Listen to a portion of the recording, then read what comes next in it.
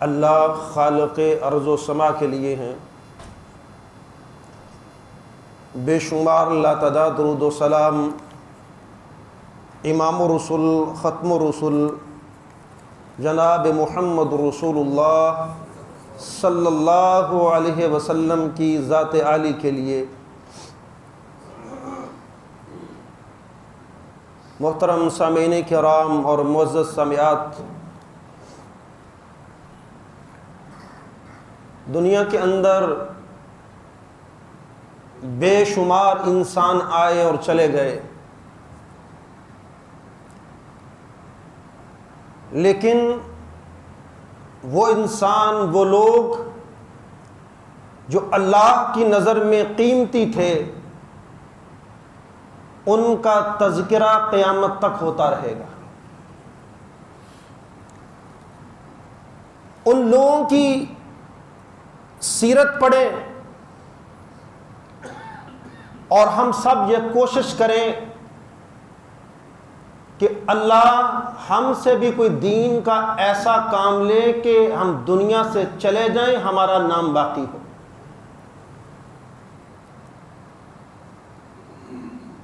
پچھلے دو خطبات کے اندر سیدنا عثمان غنی رضی اللہ تعالی عنہ کی سیرت اور شہادت کا ذکر کیا گیا۔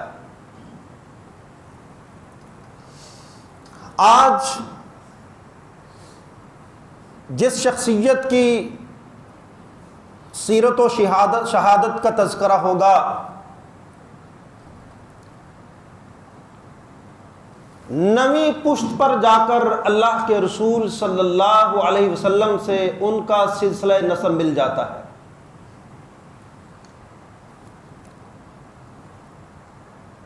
کعب کے دو بیٹے تھے، ایک کا نام مرہ تھا اور دوسرے کا نام عدی تھا۔ اللہ کے رسول مرہ کی اولاد سے ہیں اور عمر ابن الخطاب عدی کی اولاد سے ہیں۔ نویں پشت پر جا کر یہ نسب ایک ہو جاتا ہے۔ ابتداً میں عمر بن خطاب رضی اللہ تعالی عنہ کی فضیلت اور مقام آپ کے سامنے رکھوں گا اور پھر بتاؤں گا کہ یہ فضیلت اور مقام ایسے نہیں ملا۔ دنیا کے اندر جن لوگوں کا بڑا نام ہوا کرتا ہے میرے بھائیوں، وہ نام ایسے نہیں ملا کرتا۔ جن لوگوں کی مثالیں دی جاتی ہیں ان کی زندگی میں بے شمار قربانیاں ہوتی ہیں۔ وہ کسی فیلڈ میں لگا لیں، وہ کاروبار کا فیلڈ ہے، بزنس کا فیلڈ ہے، کارخانے انڈسٹری کا فیلڈ ہے، دین کا فیلڈ ہے، جس کی محنت اور قربانیاں ہیں اس کا نام باقی ہے۔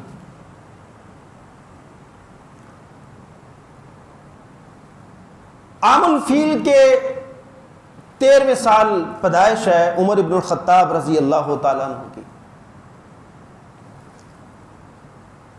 ان کی کنیت ابو حفص ہے اور لقب فاروق،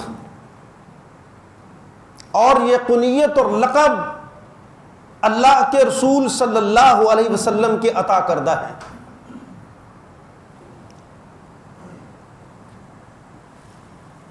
نبوت کے 5ویں سے 6 سال بالاختلاف اسلام قبول کیا ہے۔ اسلام سے قبل بھی سخت، اسلام قبول کرنے کے بعد بھی سخت۔ البتہ جب خلافت کا بار گراں آپ کے کندھوں پہ آیا تو طبیعت کے اندر قدرے نرمی آ گئی، کیونکہ اب رعایا کے بارے میں سوال کی فکر تھی، کل قیامت کے روز ان کے بارے میں کیسے جواب دہ ہوں گا۔ 26 سال کی عمر میں اسلام قبول کیا ہے، اور آپ کو مراد رسول بھی کہا جاتا ہے۔ آپ وہ شخصیت ہیں کہ جن کو اللہ کے رسول نے اپنے رب سے مانگ کر لیا ہے۔ ایک یہاں نقطہ سمجھاؤں، ہمارے ارد گرد کتنے بے دین لوگ ہیں۔ معذرت کے ساتھ میں مسلمانوں کو نہیں کہہ رہا، کیونکہ بیچارے لوگ پہلے مولویوں کے فتووں کا شکار ہیں کہ یہ بس ہر ایک کو کافر اور بے دین کہتے ہیں۔ مائنورٹیز آپ کے پاس موجود ہے نا، مائنورٹیز آپ کے دائیں بائیں، کبھی کسی کے لیے دل سے تڑپ کے دعا کی ہو کہ یا اللہ اس بندے کو دین اسلام کی توفیق عطا فرما دے؟ نہیں ہے ایسا، نہیں ہے ایسا ہمارے پاس۔ ہم محنت نہیں کرتے۔ جو بندہ دین کی جتنی محنت کرتا ہے پھر لوگوں کے لیے دعائیں بھی کرتا ہے۔ کبھی کسی غیر مسلم کو اس لیے کھانا کھلایا ہو کہ یہ میرے قریب آ جائے اور میں اس کو دین کی دعوت دوں اور یہ دین اسلام قبول کر لے، جہنم کی آگ سے بچ جائے؟ ہمارے اندر نہیں ہے، صرف نفرت کا ایلیمنٹ، نفرت کا ایلیمنٹ۔ میں نے کبھی کسی غیر مسلم کو کوئی کتاب دی ہو دین اسلام کے مطالعہ کے لیے، اس کے لیے پھر دعا بھی کی ہو یا اللہ اس کے دل کو بدل دے۔ بڑے بڑے اچھے کاروباری بزنس مین ہیں، غیر مسلم ہیں، کرسچنز ہیں، مائنورٹیز کے اندر سب سے زیادہ کرسچن ہمارے پاس، ہمارے بازار کے اندر ہمارے تعلقات والے، لیکن نہ ان پر محنت ہے نہ ان کے لیے دعا ہے۔ اللہ کے رسول نے دعا کر کے رب سے عمر بن الخطاب کی، بچپن میں خالہ زاد جو قبیلہ تھا ان کے اونٹ چرایا کرتے تھے، جب اسلام قبول کیا تو عبداللہ بن مسعود رضی اللہ تعالیٰ عنہ نے فرمایا ما زلنا عزتا منذ اسلم عمر، جب عمر نے اسلام قبول کیا پھر ساری زندگی ہمیں عزت ہی ملی ہے۔ اور یہ عمر وہ عمر ہے کہ جب اسلام قبول کیا ہے تو اللہ کے رسول سے فرمانے لگے اب چھپ کے نمازیں نہیں ہوں گی، اگر اب بھی چھپ کے نمازیں ہوئی تو عمر کے اسلام قبول کرنے کا کیا فائدہ؟ اب حرم کے اندر اعلان ہو رہا ہے، اب نمازیں علل اعلان ہوں گی۔ اللہ کے رسول نے مقام کیا بیان فرمایا، لو کان بعدی نبی لکان عمر، میرے بعد اگر نبی آنا ہوتا تو عمر ہوتا۔ لیکن آپ نے کیا فرمایا، انا خاتم النبیین لا نبی بعدی، میں انبیاء کے سلسلے کو ختم کرنے والا ہوں، میرے بعد کوئی نبی نہیں آئے گا۔ البتہ ایک روایت کے اندر ہے کہ یہ میری امت کے ان لوگوں میں سے ہیں جو محدثون کہلاتے ہیں، اور محدثون کون ہوتے ہیں؟ جن کی طرف القاء ہوتا ہے، جن کے دل میں اللہ تعالیٰ بات ڈال دیتا ہے، اور یہ بات لگتی بھی تو ہے نا کہ جو بات عمر کے دل میں آئی ہے اللہ نے آسمانوں سے نازل کر دی۔ یہ باتیں دل میں القاء کی جاتی ہیں، پھر انسان رب سے مانگتا ہے تو رب آسمانوں سے اس کا جواب دیتا ہے۔ لو کان بعدی نبی لکان عمر، اتنا بڑا مقام ہے، میرے بعد نبی ہوتا تو عمر ہوتا۔ اور ایک جگہ فرمایا ان اللہ جعل الحق علی لسان عمر وقلبہ، اللہ تعالیٰ نے عمر کی زبان اور اس کے دل پہ حق رکھ دیا ہے۔ جو اس کے دل میں آتا ہے، جو زبان سے بولتا ہے، وہ کیا ہوتا ہے؟ حق ہوتا ہے۔ یہ کس نے کہا ہے؟ اللہ کے رسول صلی اللہ علیہ وسلم نے۔ اللہ کی قسم ہے پیارے پیغمبر کی زبان سچی ہے، تیری زبان جھوٹی۔ وہ جو عمر پہ انگلی اٹھاتا ہے، جو عمر کے کردار پہ شک کرتا ہے، جو عمر کے ایمان پہ شک کرتا ہے، جو عمر کی خلافت پہ شک کرتا ہے، جو عمر کے کردار پہ شک کرتا ہے، جو سیرت پہ شک کرتا ہے، اللہ کی قسم ہے پیارے پیغمبر کی زبان سچی ہے، تیری زبان جھوٹی ہے۔ اللہ کے رسول فرما رہے ہیں ان اللہ جعل الحق علی لسان عمر وقلبہ۔ اب کس کی بات پہ یقین کرو گے؟ اللہ کے رسول کی بات پہ یا عیب جو کی بات پہ، جو عیب لگاتا ہے؟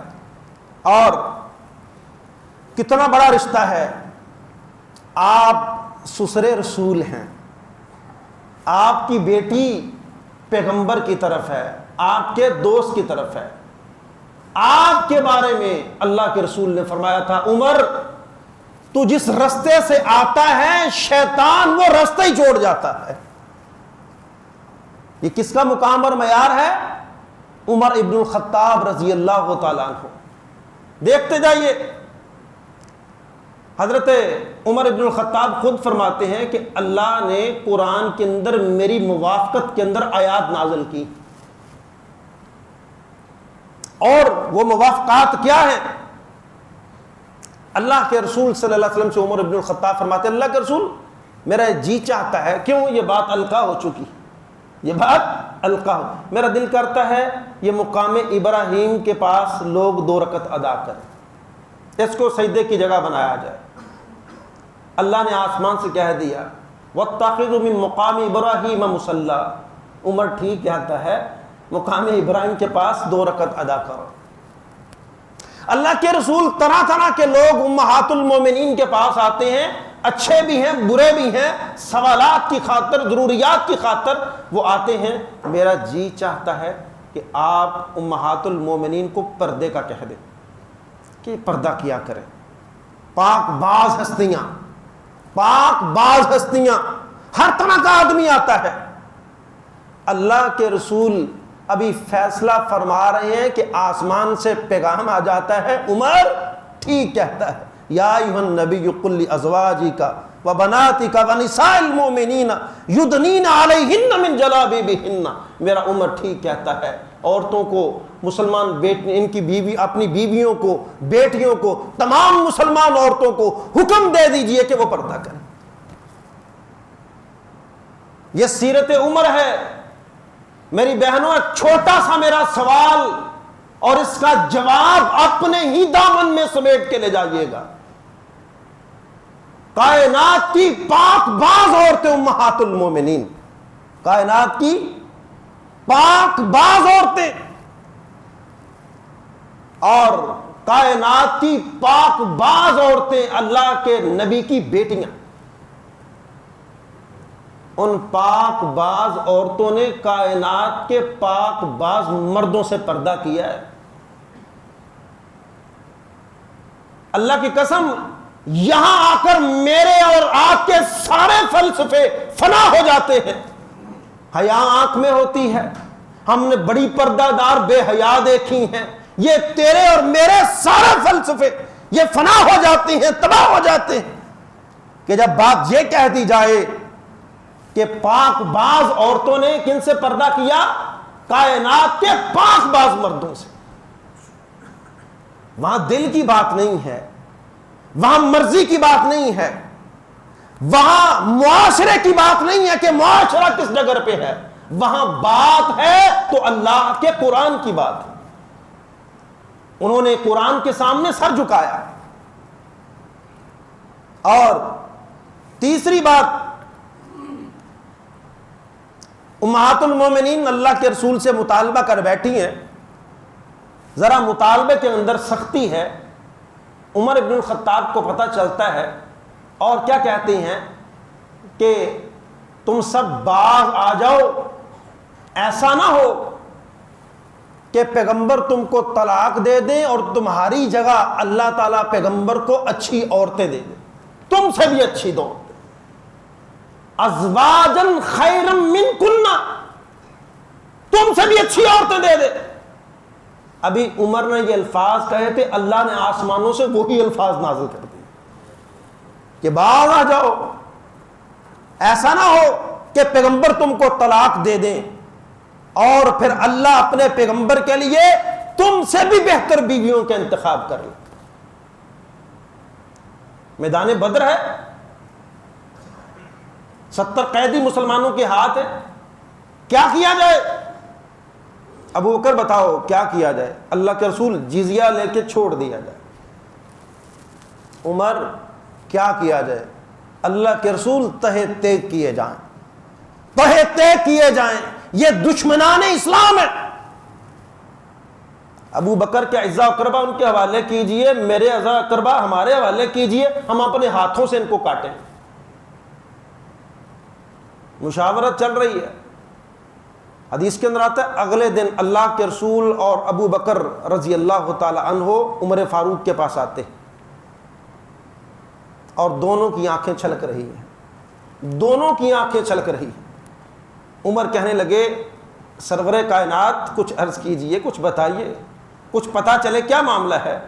ابو بکر آپ بتائیے کیا معاملہ ہے؟ کوئی بات اس طرح کی ہوئی تو میں بھی رو پڑوں گا، نہیں تو کم از کم رونے والا منہ بنا لوں گا، سنت پہ عمل ہو جائے، سنت پہ عمل ہو جائے۔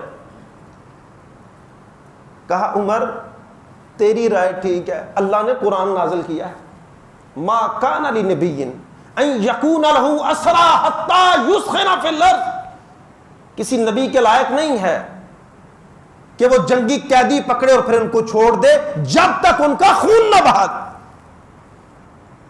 ہاں اللہ نے یہ چھوٹ اس لیے دے دی ہے، یہ جزیہ والا معاملہ یہ اللہ کی طرف سے رخصت تھی، اگر رخصت اللہ کہتے میں رخصت نہ دیتا تو اللہ تعالیٰ کا عذاب آتا، اللہ کی پکڑ میں آتے مسلمان، لیکن اللہ نے یہ رخصت دی ہوئی تھی۔ یہاں بھی اللہ تعالیٰ نے عمر بن الخطاب کی موافقت آسمانوں سے کی ہے، عمر ٹھیک کہتا ہے۔ میرے بھائیوں یہ مقام کیسے ملے؟ اور اللہ کے رسول صلی اللہ علیہ وسلم جن کے ایمان کی گواہی دیتے، جن کے ایمان کی گواہی، وہ واقعہ لمبا حذف کرتا ہوں، صرف اتنا کہتا ہوں کہ اللہ کے رسول فرمایا اس واقعے پر میں بھی ایمان لایا، ابو بکر بھی ایمان لائے، عمر بھی ایمان لائے۔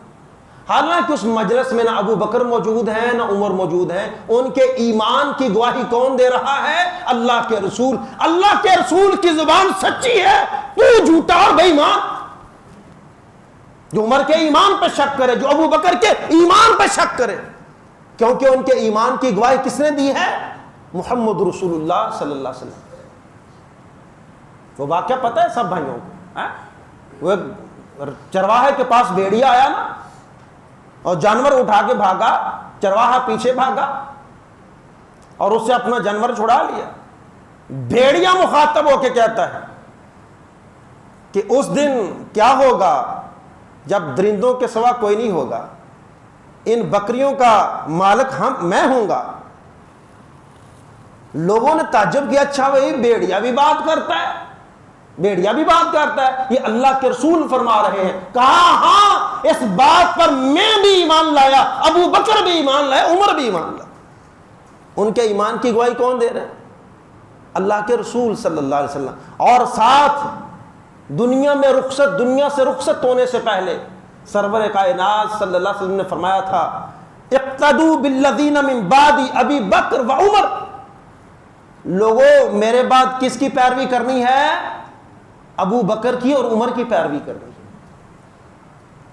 آج وصی رسول کا رولا جھگڑا ڈال ڈال کے مسلمانوں کے درمیان فرقہ پرستی پیدا کرتے،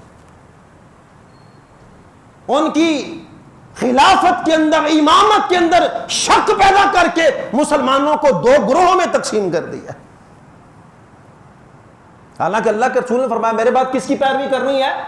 ابو بکر کی اور عمر کی پیروی کرنی ہے۔ اور پھر فرمایا اللہ کے رسول صلی اللہ علیہ وسلم نے کہ عمر تو شہید ہوگا، جس طرح عثمان غنی کے لیے فرمایا تھا، کہا کہ احد ٹھہر جا، تیرے اوپر ایک نبی، ایک صدیق اور دو شہید ہیں۔ دو شہید کون ہیں؟ عثمان غنی رضی اللہ تعالیٰ عنہ اور عمر فاروق۔ اور ایک اور حدیث کے اندر اللہ کے رسول نے باقاعدہ دعا بھی دی تھی، کیا عمر تو اچھا پہنے، تو پرسکون زندگی جیے۔ اور تیسری بات کیا فرمائی تھی کہ اللہ تجھے شہادت کی موت نصیب فرمائے۔ یہ تین دعائیں اللہ کے رسول صلی اللہ علیہ وسلم نے عمر بن الخطاب کو دی تھی، اور آپ بھی دعا کیا کرتے تھے، اللہم ارزقنی شہادتا فی سبیلک و فی بلد رسولک۔ اے اللہ یہ شہادت کے لیے بھی کنفائنمنٹ ہے کہ اللہ مجھے شہید کرنا، اور کرنا بھی میرے نبی کے شہر کے اندر۔ اللہ نے کہا عمر تو نے مانگا ہم دینا، شہادت بھی ملے گی اور نبی کے شہر میں نہیں، نبی کے مصلے پر ملے، نبی کے مصلے پر ملے۔ اور میرے بھائیوں یہ کردار، یہ عظمت، یہ مقام ایسے نہیں ملا تھا کہ عمر نے لا الہ الا اللہ پڑھ لیا اور یہ ساری فضیلتیں اور قدر و منزلت مل گئی، ایسا نہیں۔ ذرا عقیدہ پڑھو عمر بن الخطاب کا، ایمان لائیں تو عقیدہ ڈاما ڈول نہیں ہے کہ ہاں اللہ بھی حاجت روا ہے اور فلاں بھی حاجت روا ہے، ہاں فلاں اللہ بھی دعائیں سنتا ہے اور فلاں بھی دعائیں سنتا ہے، ہاں میں فلاں چیز کو اس لیے چوم رہا ہوں کہ یہ بڑی کرنی اور بھرنی والا ہے، نہیں۔ کیا مخاطب ہو کے فرمایا تھا حجر اسود سے؟ حجر اسود سے کیا کہا تھا کہ اللہ کی قسم ہے کہ نہ تو نفع دے سکتا ہے نہ نقصان دے سکتا ہے. انی عالم انک حجر لا تضر ولا تنفع، میں جانتا ہوں تو ایک پتھر ہے، نہ تو کسی نفع کا مالک ہے نہ نقصان کا مالک ہے. ولولا انی رأیت النبی یقبلک ما قبلتک، اگر میں پیارے نبی کو بوسہ دیتے تجھے نہ دیکھتا میں تجھے کبھی بوسہ نہ دیتا. میں تجھے بوسہ حاجت روا مشکل کچھا سمجھ کے نہیں دے رہا، بوسہ اس لیے دے رہا ہوں کہ سرور کائنات صلی اللہ علیہ وسلم نے تجھے بوسہ دیا. یہ عقیدہ ہے عمر بن الخطاب رضی اللہ تعالیٰ عنہ کہ اللہ کے سوا کوئی نفع اور نقصان کا مالک نہیں ہو سکتا. پہلے ایسے عقیدے بناؤ پھر فضیلت ملتی ہے، پھر منزلت ملتی ہے، پھر قدریں ملا کرتی. بیعت رضوان ہے، اللہ نے قرآن میں ذکر کیا کہ اللہ ان لوگوں سے راضی ہے جنہوں نے درخت کے نیچے تیرے ہاتھ پہ بیعت کی. عمر ابن الخطاب نے وہ درخت اس لیے کٹوا دیا کہیں لوگ اس درخت کی پوجا شروع نہ کریں. کسی نے کہا ہمارے گروہ کا جو ہمارے لشکر کا سپاہ سالار ہے وہ خالد ابن الولید ہے، ہمیں شکست کیسے ہو سکتی ہے؟ اچھا رب کو بھول گئے ہو؟ خالد ابن الولید کو فوراً معزول کیا، عقیدہ سکھایا وَمَن يَتَوَكَّلْ عَلَى اللَّهِ فَهُوَ حَسْبُهُ. تم تو خالد ابن الولید پر توکل کر بیٹھے ہو کہ یہ لیڈر ہے اس لیے شکست نہیں ہوگی. اپنا عقیدہ ٹھیک کرو کہ اللہ پر بھروسہ ہونا چاہیے. فوراً معزول کر کے اس لیڈر، اس لشکر کا لیڈر کسی اور کو مقرر کر دیا. پہلے ایسا عقیدہ بناؤ، پھر قدر و منزل. عبادت کیسی ہے؟ قیام اللیل ہے، تراویح کا اہتمام کروایا ہے. اور پھر خوف خدا کیسا ہے؟ جب شہادت ہوئی ہے نا، آپ اپنے بستر پر، ایک شخص آیا آ کے کہتا ہے کیا بات ہے آپ کی، اللہ کے رسول کا دور پایا ہے آپ نے، ساتھ ملا، کمال ساتھ تھا، اور جب اللہ کے رسول دنیا سے گئے آپ سے خوش تھے. اللہ کا خوف دیکھیے، خوش تھے. اللہ کے رسول عمر ابن الخطاب فرماتے ہیں یہ تو اللہ کا احسان ہے، یہ تو اللہ کا احسان ہے. کہا ابو بکر کا دور پایا آپ نے، بڑا اچھا ساتھ رہا، جب وہ دنیا سے گئے وہ آپ سے راضی تھے. اللہ کا احسان ہے. اور اب آپ دنیا سے جا رہے ہیں، لوگ آپ سے راضی. بات سمجھ آ رہی ہے؟ لوگ آپ سے راضی ہیں. کہا یہ اللہ تعالیٰ کا احسان ہے. لیکن یہ عمر کیا کہتا ہے؟ عمر کیا کہتا ہے کہ کاش میرے بھائیوں ہم بھی اپنے اعمال ٹٹولیں. یہ عمر بن الخطاب ہے، وہ شخص ہے کہ جس کی جنت کی گارنٹی اور ضمانت اللہ کے رسول نے اپنی زبان سے دی تھی. عمر فی الجنہ. معراج پہ گئے، جنت کے اندر عمر ابن الخطاب کا محل دیکھا اور آ کے نویز سنائی عمر تیرا محل جنت کے اندر دیکھ کے آیا. میں اور آپ اپنے ذرا اعمال ٹٹولیں. یہ اس تیماردار سے کیا کہتے ہیں؟ عمر کے پاس زمین بھر سونا ہو اور اللہ کے عذاب سے پہلے وہ عذاب کے بدلے میں فدیہ دے کے بچ جائے، عمر کے لیے یہ کافی ہے. عمر کے لیے یہ کافی ہے. خوف خدا یہ ہے کہ کہتے ہیں آسمان سے ندا آئے کہ سارے لوگ کامیاب ہو گئے، ایک ناکام، تو ڈر ہے کہیں میں وہ عمر نہ ہوں. اور اگر یہ ندا آ جائے کہ سارے لوگ ناکام ہیں، ایک کامیاب ہے، مجھے یہ بھی امید ہے کہ شاید وہ میں عمر ہوں. میرے بھائیوں میں اور آپ کس دھوکے میں مبتلا؟ نبی کی زبان سے جنت کی ضمانت پا کے، جنت کے اندر محل کی خبر سن کے دنیا سے جاتے وقت رب کا اتنا خوف ہے کہ اگر زمین برسو نہ ہو عمر دے کے بچ جائے، عمر کے لیے تو یہی کافی ہے. میرے اور آپ کے اعمال کیسے ہیں؟ ہم کیوں راضی ہو گئے تھوڑے اعمال پہ؟ ہم نمازوں سے سستی ہے تب بھی راضی ہیں، تلاوت نہیں ہے تب بھی راضی ہیں، کمزوروں کی خبر گیری نہیں ہے تب بھی راضی ہیں، میرا ہمسایہ بھوکا سو رہا ہے ہم تب بھی راضی ہیں. میں اور آپ کن اعمال پہ راضی ہو بیٹھے ہیں کہ عمر تو راضی نہیں ہو رہے. خوف ہے، فکر آخرت ہے، وہ راتوں کو قیام کر کے رو رہے ہیں، اور میں اور آپ بڑی بے فکری سے زندگی کو تماشا بنا کے گزار رہے ہیں.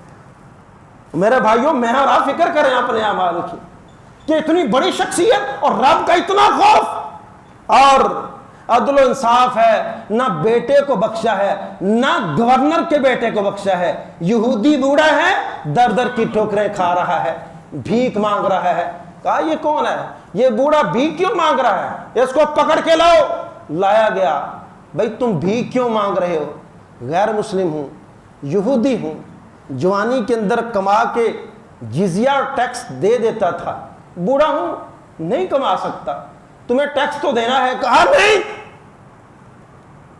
یہ کیسا انصاف ہوا؟ عدل و انصاف سنیں، یہ عمر بن الخطاب کے الفاظ ہیں۔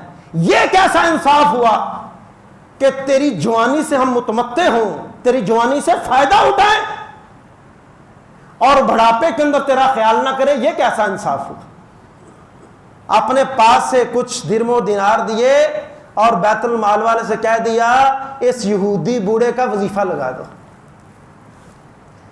آخری بات، وقت ختم ہو گیا، ایک چھوٹی سی نصیحت حاصل کیجئے گا، اور پھر وہ یکم محرم الحرام عمر بن خطاب کی شہادت کا دن ہے۔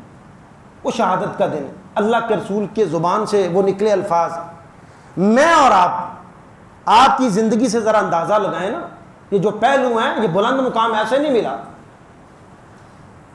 ایک حرام خور، سود خور، رشوت کھانے والا، بے نماز، یہ سارے مل کے کہہ رہے ہیں یا اللہ عمر جیسا حکمران عطا۔ کہتے ہو نا سارے، اور سب کہتے ہیں نا، چاہتے ہو عمر جیسا حکمران؟